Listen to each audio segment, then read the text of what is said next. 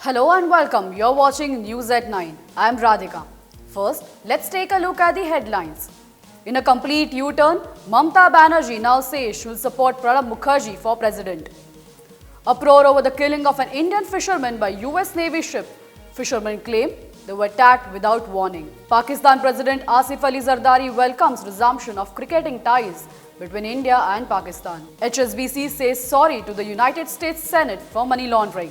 Top executive resigns following the apology. Top Google executive Marissa Mayers takes over as the new Yahoo CEO. He is the undisputed champion of the grass. Roger Federer wins the Wimbledon men's singles final for the fifth time. Our top story of the hour. It is a fresh twist to what has become one of the most controversial presidential elections to date. Mamata Banerjee, in what can only be termed a U-turn, has announced support for Pranab Mukherjee. The West Bengal Chief Minister though added that it was a decision she was not too happy with and was made due to lack of choices. It's fast turning into a diplomatic spat a day after an Indian fisherman was killed on the high seas by US Navy ship. Those on board the smaller boat claim they got no warning from the American ship before the Marines opened fire.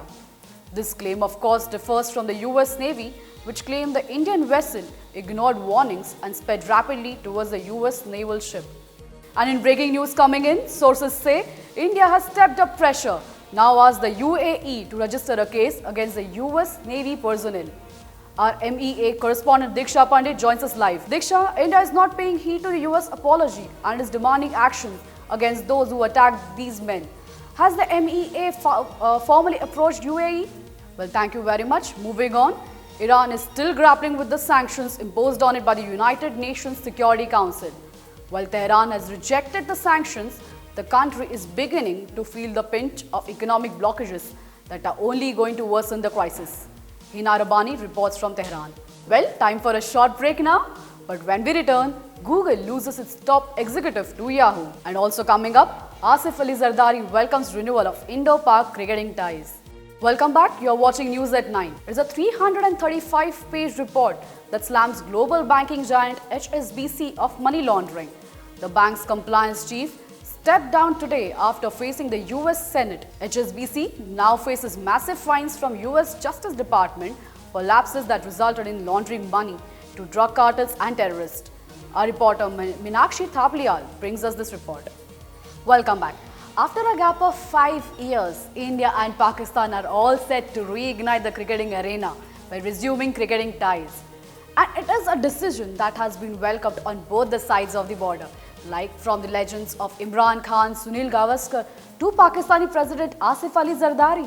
This is one rivalry that everyone is happy to see being played out. Mihir Joshi gets us this report.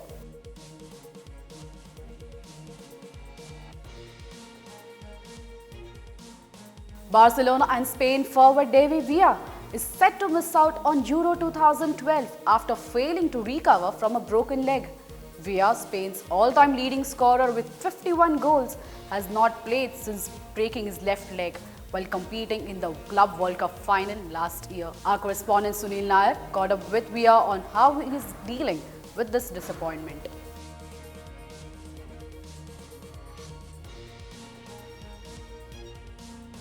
Well, with just 4 days to go before its release, Christopher Nolan's final film in the Batman trilogy is generating more audience excitement than the 3 highest grossing movies of the last 12 months.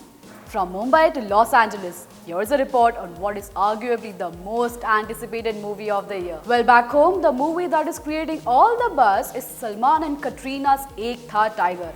Almost a month before its release, the industry is already buzzing with the rumors of the movie crossing the 200 crore mark. Not surprising considering that it has everything going for it, be it Salman-Katrina pairing, Yash Raj backing or a holiday release.